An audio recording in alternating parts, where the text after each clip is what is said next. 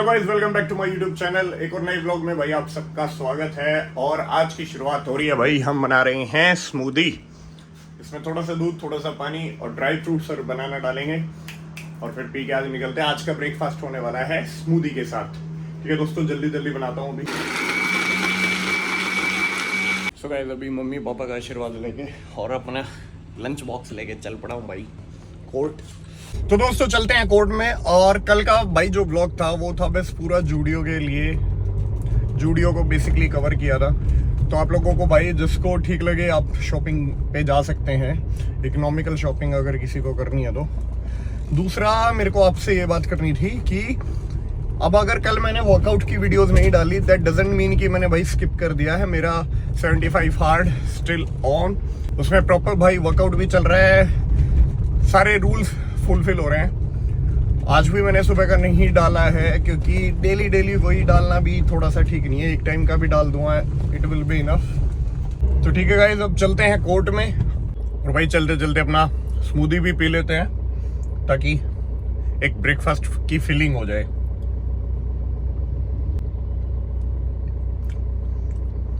Smoothie भी finish होगी guys और पेट भी भर गया। अब चल रहे हैं भाई कोर्ट में।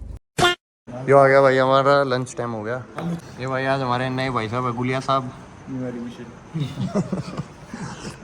तो चलो भाई थोड़ी देर तक कर ले लंच, फिर वार्तालाप करते हैं आपसे यार। तो भाई कोर्ट से घर आने के बाद अपना रेस्ट भी हो गया, आज थोड़ा लेट आया था। तो ये है भाई आज का आउटफिट। और भाई ये मेरे शूज डिफरेंट कलर के, ये भाई प्यूमा के रिक एंड मोर्टी शूज। और ये नई टी शर्ट है। कमेंट करके भाई जरूर बताइएगा आउटफिट ऑफ द डे कैसा लगा। और भाई फाइनली हमारे हेलमेट का शीशा भी लग गया है। तो अब चलते हैं भाई जिम में। I don't really know what comes next. I'm just doing my best even though I'm so stressed out. Everything just feels like a test that I fail, so depressed when I can't seem to get out. But something deep inside won't let me quit. I swear that I'm inspired by all this shit. Tell me that I can and I won't. That's what guides me the most. Fuck your lies, I'll do what I want. The gas in the middle of the set, never leaves. She's so bad that she made the bag. The gas in the middle of the set, never leaves. She's so bad that she made the bag. The gas in the middle of the set, never. Meanwhile, दोस्तों अब time है भाई अपनी diet white लेने का, तो diet लेने चलते हैं। तो दोस्तों अब आ गए हैं घर पे वापस। तो ये रही भाई मील, अभी मील खाता हूँ और फिर भाई बच्चों को सबको दे के थोड़ी देर रेस्ट करके फिर आपसे भी दोबारा मिलता हूँ। A few moments later. सो दोस्तों खाना वाना भी सब हो गया, बच्चों का भी खाना हो गया, सब कुछ हो गया। अब भाई एक इंटरेस्टिंग सी बातें करेंगे, इंटरेस्टिंग सा टॉपिक डिस्कस करेंगे, वो है गीता का थोड़ा बहुत और ज्ञान। काफ़ी दिन हो गए, मैं रोज़ रोज़ ज्ञान नहीं दे सकता भाई क्योंकि सबको नहीं सुनना पसंद, बट ठीक है।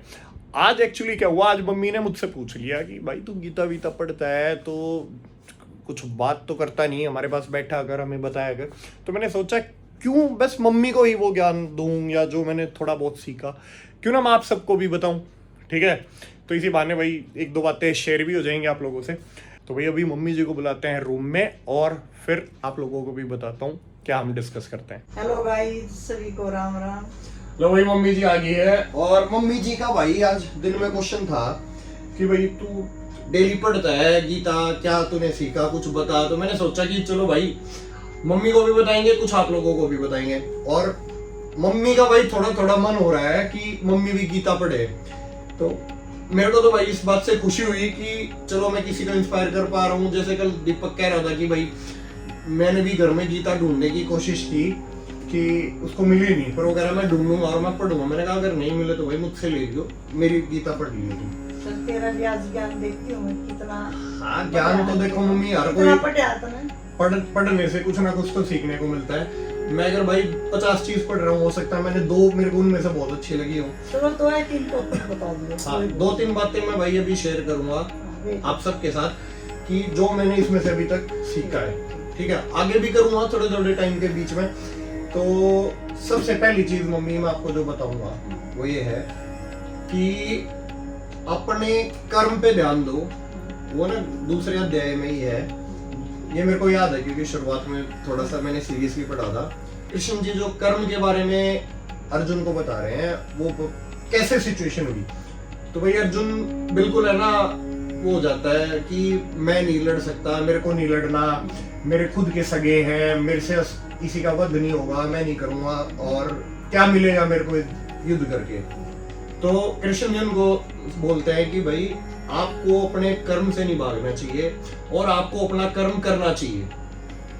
आप अपना कर्म अच्छा रखोगे तो ही आप अच्छा फल मिलेगा आपको। अगर आपके कर्म अच्छे नहीं है तो आपको अच्छा फल नहीं मिलेगा।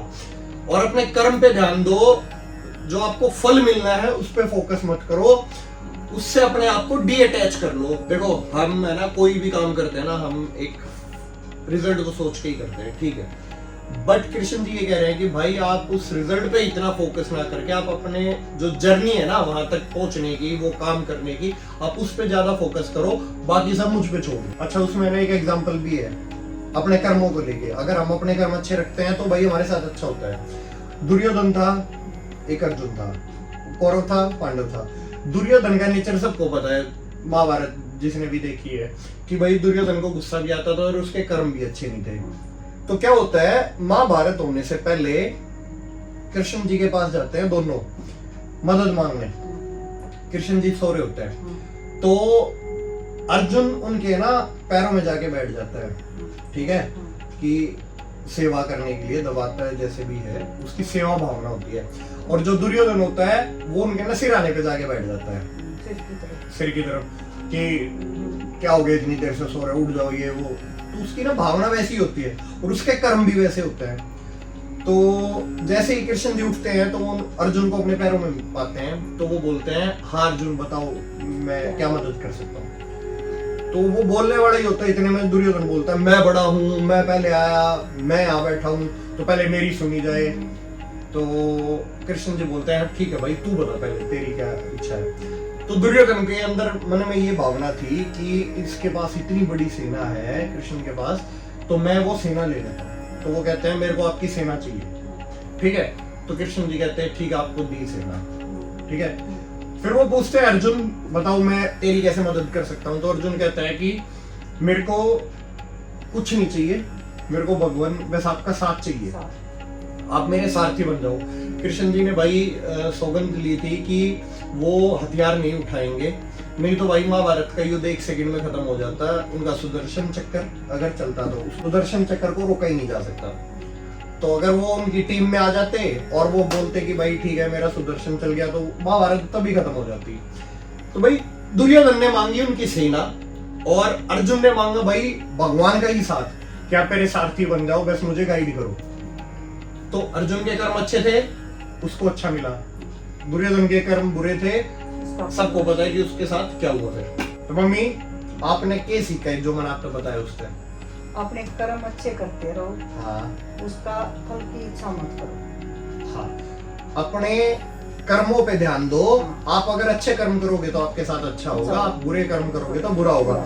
आज अगर आप कह रहे हो कि मैं तो अच्छा कर रहा हूँ और मेरे साथ बुरा क्यों हो रहा है, तो वो हो सकता है आपके पुराने कर्मों के अभी आपको रिजल्ट मिल रहा हो, ठीक है। तो अब बात करेंगे मम्मी सेकंड टॉपिक पे, ठीक है दोस्तों। सेकंड टॉपिक जो मेरे को एक बहुत मैंने सीखा है वो है कि जो भी हो रहा है आपके साथ, आपके जीवन में जो कुछ भी हो रहा है उसके पीछे कुछ ना कुछ रीजन है, एक रीजन से वो चीज हो रही है, ठीक है। ये मेरे को भी बचपन में बताई गई थी चीजें, मैंने भी थोड़ा बहुत समझने की जब कोशिश की, फिर लाइफ में जब हम खुद से रिलेट करते हैं ना कि हाँ कल ये हुआ था उसकी वजह से आज ये हो रहा है। तो गीता में भाई इस चीज की क्या हमें देखने को मिलती है, कैसे गीता में कृष्ण जी इस बात को सिखाते हैं। जब महाभारत का युद्ध होना था, मतलब कि मान लो कल होना है, तो उससे पहले तैयारी चलती है युद्ध की ना पूरी। तो युद्ध के मैदान को तैयार किया जाता है। तो क्या होता है, कृष्ण जी और अर्जुन उस पे मुआयना करने जाते हैं युद्ध के मैदान का। तो वहां पे ना एक चिड़िया उड़ती हुई आती है उनके पास। तो वो कहती है कृष्ण जी से मदद मांगती है कि ए भगवान मेरी मदद करो, मेरा घोंसला जमीन पे गिर गया है और यहाँ पे जो हाथी थे उन्होंने ना सब तोड़ दिए पेड़ वेड़, तो मेरी मदद करो। तो कृष्ण जी कहते हैं देखो मैं होनी को नहीं टाल सकता, जो होना वो होएगा, ठीक है। तो कहते हैं तो मैं क्या आप में विश्वास कर सकती हूँ? तो कृष्ण जी कहते हैं हाँ बिल्कुल आप मेरे में विश्वास रख सकते हो।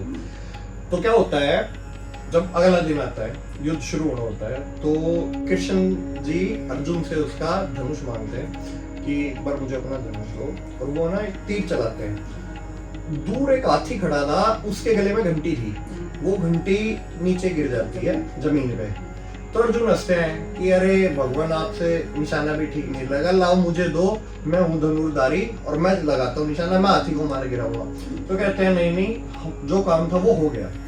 और जब 18 दिन के बाद युद्ध खत्म होता है तो कृष्ण जी अर्जुन को बोलते हैं जाओ मैदान में से, मैदान साफ हो रहा होता है, तो अर्जुन को बोलते हैं कि अर्जुन जाओ वो घंटी उठा दो मैदान से जो गिरी थी। तो अर्जुन जैसे ही उठाता है तो भाई चिड़िया और उसके बच्चे उड़ जाते हैं। तो पॉइंट क्या था कि उसने कृष्ण जी में अपना विश्वास रखा, कृष्ण जी ने स्थिति ऐसी कर दी कि वो सेफ रही पूरे युद्ध के दौरान, घंटी उसका वो भी और उसके बच्चे भी। जो आपके साथ हो रहा है, जो होता है, उसके पीछे कोई ना कोई रीजन होता है। आप सब कुछ मुझ पे छोड़ दो, भगवान पे छोड़ दो, आप अपनी आस्था में ध्यान रखो, आप उनमें एक आस्था रखो भगवान में, तो आपके साथ जो होगा अच्छा ही होगा। तो जैसे मम्मी चिड़िया ने श्री कृष्ण में विश्वास किया और श्री कृष्ण ने सब देख लिया, तो वैसे ही वो हमारी भी लाइफ की सारी चीजें देखते हैं और हमारी भी कठिनाइयों को उनका कहीं ना कहीं सॉल्यूशन देते हैं। तो हमें अपनी सेंसेस में रहना चाहिए, हमें अपना कर्म करना चाहिए, कर्म पे ध्यान देना चाहिए कि हम अच्छा कर्म कर रहे हैं, बुरा कर्म कर रहे हैं। हमारे अंदर डर होना चाहिए, अगर हम बुरा कर रहे हैं तो हमारे साथ बुरा हो सकता है, और वो होता भी है। ठीक है दोस्तों, आप भी इस चीज को ध्यान रखिए। तेरे अंदर ये जो इतना गुस्सा है, इसका भगवत गीता में नहीं पढ़ा तो कोई भी सोल्यूशन इसका नहीं है। देखो गुस्सा ठीक है भाई होता है, पर मैं कंट्रोल भी करूंगा, ऐसा नहीं है, बहुत कंट्रोल में रहते हैं। पर हाँ गीता में भी इससे रिलेटेड बोला गया है कंट्रोल योर एंगर। उससे के ऊपर इसमें पढ़ा है तो हाँ था उसमें विनाश काले विपरीत बुद्धि। किसी को गुस्सा आता है, क्रोध आता है, तो एक भ्रम पैदा होता है, भ्रम पैदा होता है तो वो बुद्धि का नाश कर देता है, और जब बुद्धि नष्ट हो जाती है, नाश हो जाता है, तो वो विनाश हो जाता है मनुष्य का। ठीक है, विनाश काले विपरीत बुद्धि। जो महाभारत है उसके पीछे भी, जो हम अगर बैक स्टोरी में जाए महाभारत की, तो क्रोध ही रीजन था। क्रोध कैसे था? दुर्योधन को क्रोध आता था, सबको पता था। तो क्या होता था, अब जो मेन इंसिडेंट है महाभारत होने का वो क्या है? द्रौपदी चीरहरण। ठीक है, पता है आपको वो क्यों हुआ था? दुर्योधन को कौरवों पे गुस्सा आता था, वो उनसे सब कुछ लेना चाहता था, तो उसने ऐसा गेम रचा, वो जो पासे वाला, कि वो अपना सब कुछ हार गए, वो द्रौपदी तक को भी हार गए। ठीक है, और कौरवों की बुद्धि काम नहीं कर रही थी युधिष्ठिर की। तो क्या होता है, जब दुर्योधन द्रौपदी को बुलाता है, और जो दुर्योधन का छोटा भाई है दुशासन, वो उसके चीरहरण करने की कोशिश करता है। ठीक है, वो एक घटना ऐसी थी जिससे पूरी महाभारत होगी। महाभारत क्या मम्मी, दुनिया का सबसे बड़ा युद्ध हुआ है। अगर दुर्योधन अपने गुस्से पे कंट्रोल करता, ठीक है, तो उसका विनाश नहीं होता, और उसने अपना विनाश नहीं किया, उसने अपने भाई सारे कुल का विनाश कर लिया। जो उसके सारे भाई थे सारे मारे गए, कौरव जितने भी थे सारे मरे थे। ठीक है, तो विनाश काले विपरीत बुद्धि। तो गुस्से पे कंट्रोल करना बहुत जरूरी है, गुस्से पर हमारा कंट्रोल होना चाहिए। यह महाभारत कहाँ हुई थी?